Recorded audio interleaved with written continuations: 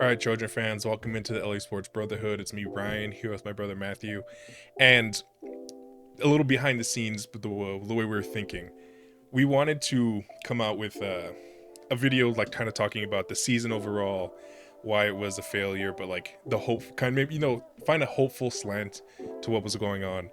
And in between the time of the Notre Dame game and we're recording this on December 10th at like 10 p.m., there have been multiple like critical losses to the transfer portal at positions specific, like, well, Quentin Joyner and Deuce Robinson, the big ones, along with some other names. But they're positions you would never, ever, ever expect Lincoln Riley to lose a transfer. And Quentin Joyner, we were both super high on. I think all SC fans were. He was very talented, slated to be a lead back going forward. Deuce Robinson is the most talented receiver we have. Makai kind of stepped into the more possession guy, which we both were really high on him again. But the foundation for any hope we had going forward into next season was that, you know what, we have an extra year of development for our young skill position guys that are legitimately talented. Third year, they're all going to be going in together. And now that's just not true. Of course, we still have Zach Branch and Makai and Jacoby Lane for now. But this is setting a precedent of like Lincoln Riley straight up just losing guys that he never lost before. So we're going to pivot a little bit. Of course, we're going to talk about the season and what everything means and like the factors that led into these guys leaving, but it's not good. It's really just, it's like legitimately alarming to see these things happen. So Matt, I'll just give that context to you. Obviously, I know you have a bunch to say, so just go ahead. Honestly, what it feels like is, what can this guy do? I mean, he made the crucial mistake of bringing Grinch over, which screwed Caleb over and screwed over the first 2 years. But we always hung our hat on, this guy's an offensive genius. He's brilliant. He produces Heisman's. He's always going to have an elite offense. If he just has an average defense, we're a playoff team. Well, we had an average defense, and the offense sucked. And then now he's losing our two best, or not, I won't say best, but our two. Those are the two guys going into this year. You're saying, all right, those are our two guys, especially Joyner. I mean, that Yeah, one, it, it's I was it's legitimately really shocked when it frustrating. happened. He even more so than Deuce, even though Deuce was the higher rated prospect, he was kind of like the sole positive outlook I had. Was like, next year we're gonna run the ball a lot. This guy's gonna be a star, and now he's gone. And it's like you said, Lincoln Riley doesn't lose those guys normally. And the main thing when turning around a program, you think you got to get talent. The first thing, really, just college football in general. College football is different than it was back in the Pete Carroll era. The first thing you have to do every single offseason, every single cycle, is retain talent. Before you get talent, you have to retain talent. And he has done as bad of a job as you could possibly do. And again, it's just, as the weeks go by, as the months go by, as the years go by, it's just like, my God, Lincoln Riley's bad at this too. He doesn't recruit California. Now he can't retain talent, excuse me.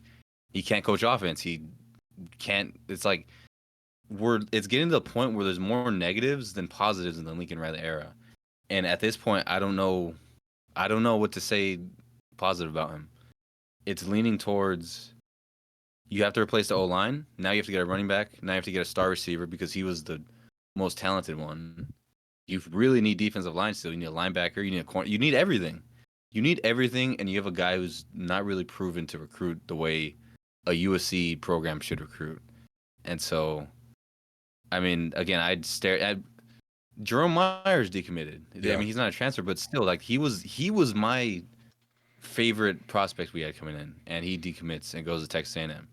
It's not been a good year for USC recruiting wise. Obviously, what we've seen on the field, and it's like, if you're a 19-year-old going to college, you're a 5 star. What culture does USC have to offer? And the answer is absolutely nothing. Like, I really don't know what we could do for you. Our best hope right now is that we have a great D line coach. We have a pretty good defensive staff, so we can develop you into that. If you're a quarterback, well, Lincoln Riley develops quarterback. So it's a really dark time right now for USC fans. And again, our two most talented players are gone. We don't even know if the other guys are going to stay. What if Page leaves? What if Branch leaves? What if those guys leave? And I see comments kind of like, it's a 6-6 team. Does it really matter who leaves? If I were to keep two guys, franchise tag two guys, it would probably be those two, and Yeah. they're gone, and there's nothing good about it. Yeah.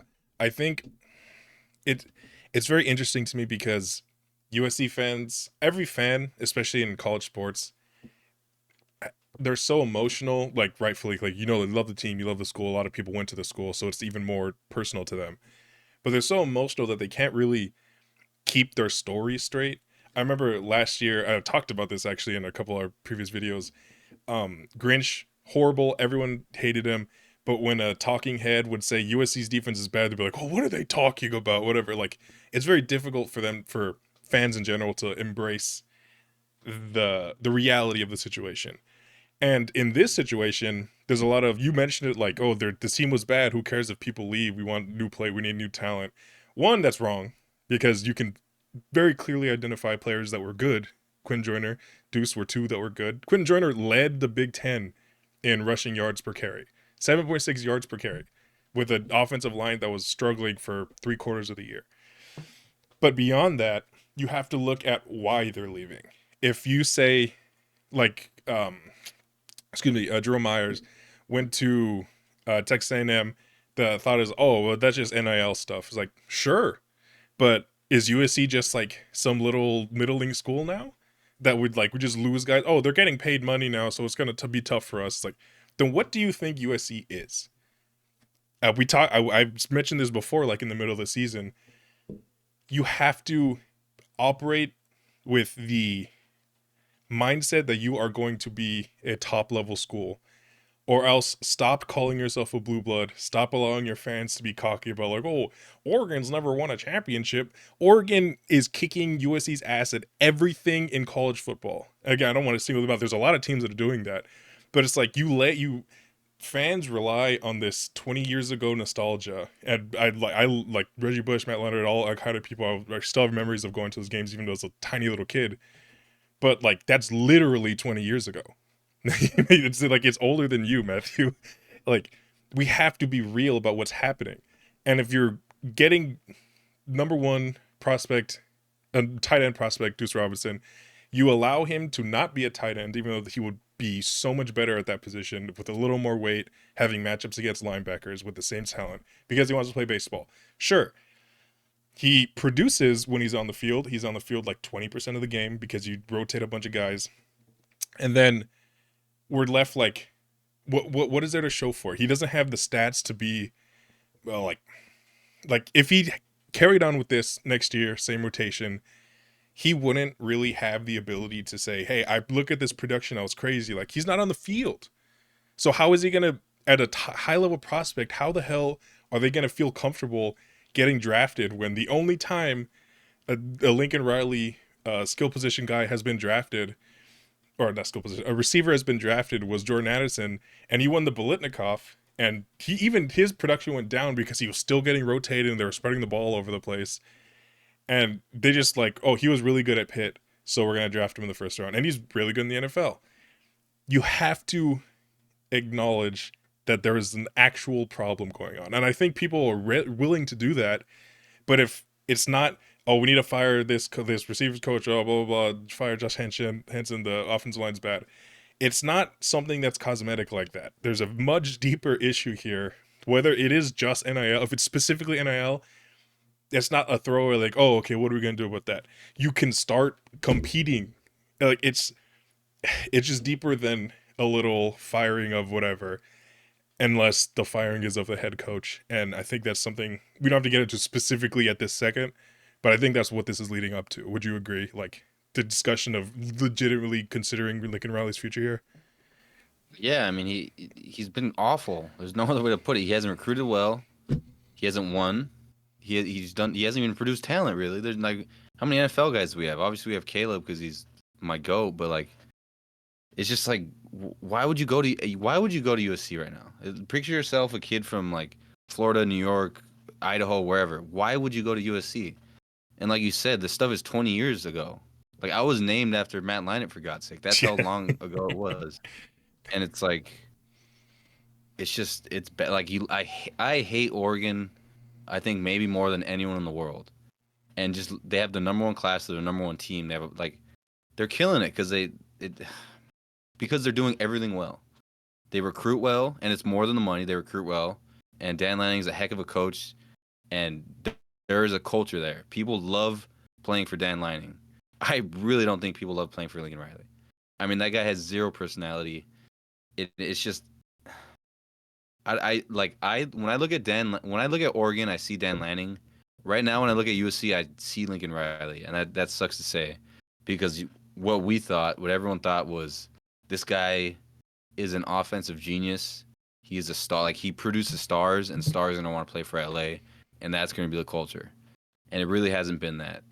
And as far as the firing thing, I think it's like he's like a lawyer, and the firm says you win this case or you're fired. That's honestly where I'm at with Lincoln Riley for the season. If he won 6 games again, he's officially on the chopping block for me, because he's right there. Because like I said, there's nothing to show for, and there's not really excuses. But what I'll say is, I'm a big Joel Klatt fan, and what he likes to say is you have to lose big, then you lose small, then you win small, then you win big.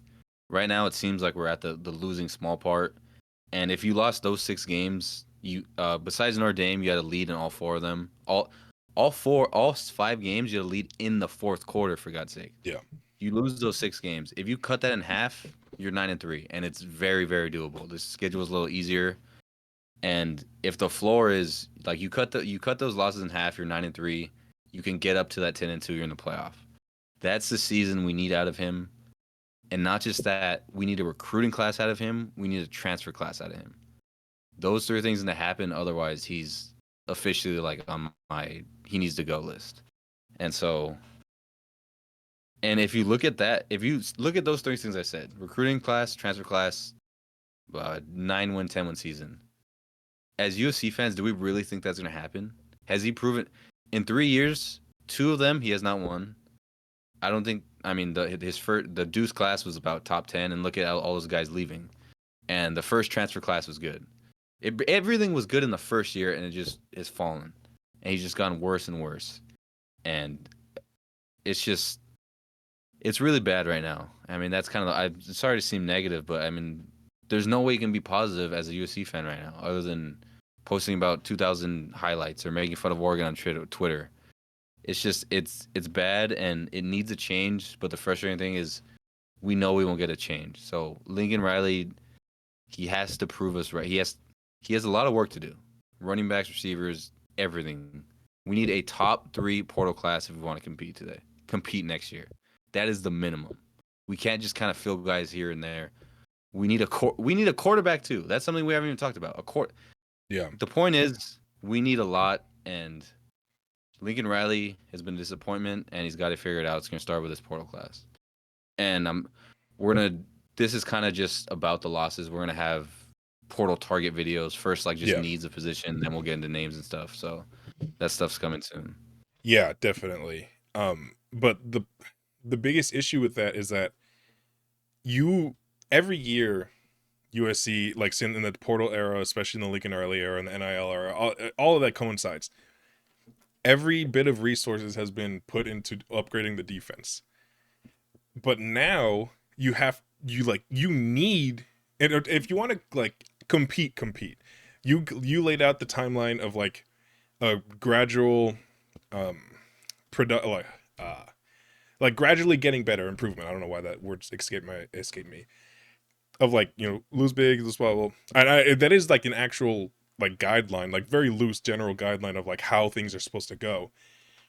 But you don't have the bones to do any of that. You have a very good coaching staff. You're losing basically every single defensive back that played snaps this year. So that's out the window. You're losing 2 linebackers who, while I wasn't a fan of them, they played basically every single snap. You're losing 2 interior defensive linemen in Meyer and Clifton, who were overmatched, but like they fought very hard and they showed improvement. So you have to replenish every single position on the defense. Obviously, you're going to have freshmen and like the younger guys come in, especially on the D line, because there's talent there. But it's just compounding issues to the point where we don't we have no proof that they're going to commit, whether it's strictly money or if it's recruiting power or hiring people that people like, even if they don't know anything. Like Oregon has that dude Tosh Lupo. He doesn't know whether to shit or go blind on the sideline. He's the defensive coordinator, but he gets recruits. And again, not that that's like the best way to do it, because I think you do need to know football. But at a certain point, you have to commit to something. Right now, the USC has no identity. Lincoln Riley is like an offensive identity in itself, but his perception throughout the community of football is that all of his teams stink on defense, blah, blah, whatever. We know, we've heard it a million times. And it was true for the first 2 years. It wasn't true this time. But he's never going to shake that. So that's one thing. So you think, okay, lean into offense because that's an identity we can create. Did that. He's losing players. Without an elite quarterback, it looked incredibly pedestrian. So we don't have the offensive identity. We kind of have the bones to create a defensive identity, but we don't have any of the finances or material conditions to actually invest into making that the identity. So now we're just kind of like floating.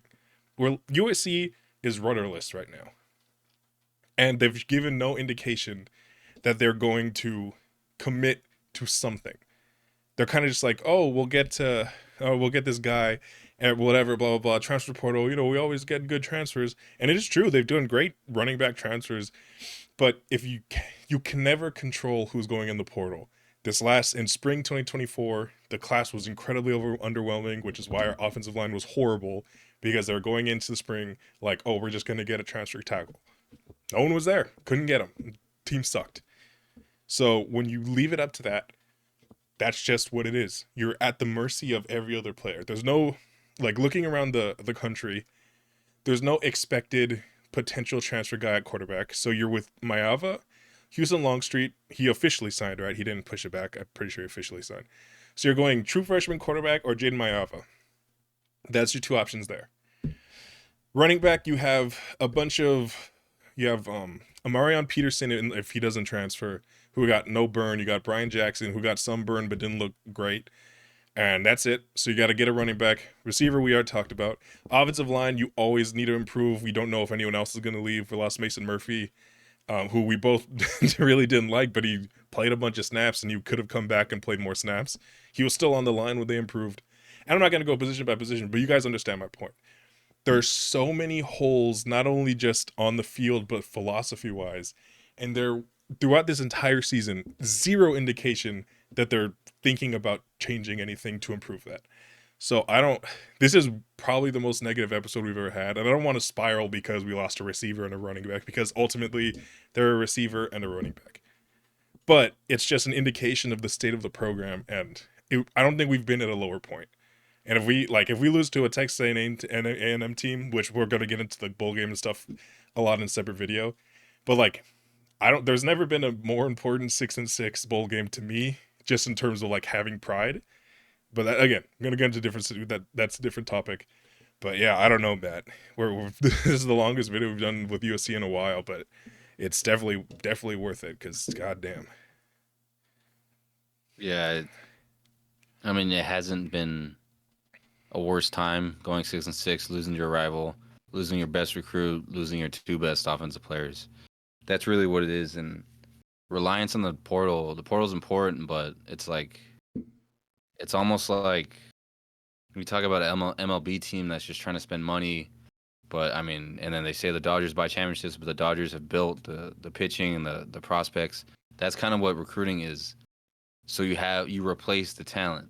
These guys go, all right, we got 4 stars, 5 stars, sophomores that are going to come in and replace it. Yeah. Otherwise, if you just you will have a stellar transfer portal class. That's what FSU did last year. All those guys went to the NFL, and you saw it in the bowl game when they lost by 60. Yeah. Without those transfer players, they were awful. The next year, DJ wasn't the same as Jordan Travis. Those transfers weren't the same. There was no recruiting. They ended up winning 2 games. You can't solely rely on the portal. Yeah. College football is, to build a program, it takes so much more. It takes the culture, recruiting out of high school, recruiting from the transfers, and most importantly, being able to retain talent. Lincoln Riley didn't retain the talent. He hasn't really been recruiting. Let's see if he can have a good transfer class. Yeah, the portal tricks people, man.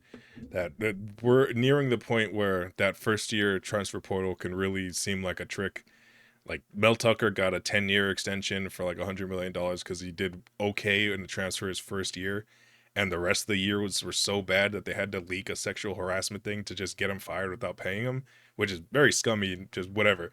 But like, yeah, it's so volatile, and you have to hit perfectly, and that's just for 1 year of success. There's very rarely going to be a guy that's like, oh, I have 4 years of eligibility left, and I'm going to transfer and be a star for this team. Like that's just not what happens. So yeah, we don't want to beat a dead horse. Matt, do you have a final statement, or you ready to let this one go? No, I mean, Lincoln Riley's got to turn it around. That's kind of the whole Yeah, theme.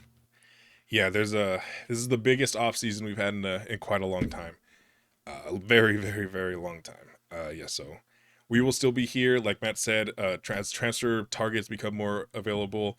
If we start to see a mass exodus from SC, we're definitely going to talk about that again. But SE videos will not be going away because the SE worry will not go away. With that, go Trojans, fight on. We'll be back. Thanks.